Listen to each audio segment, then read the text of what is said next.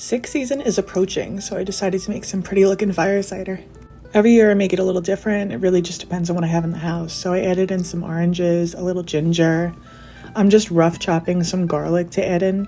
You can cheat like I did and get it pre-peeled. For a little heat, I'm adding in 1 jalapeno. And I'm adding in the seeds and all, doesn't matter. This is half of a yellow onion, just a rough chop, nothing crazy. I also bought some cranberries, so I'm adding in about a handful of those. And I just cut up some rosemary from the garden, so I'm adding that in as well. And then you're going to push it down and fill it all the way to the top with some apple cider vinegar. And I almost forgot to add in some honey. So I'm going to close this up and wait a couple months.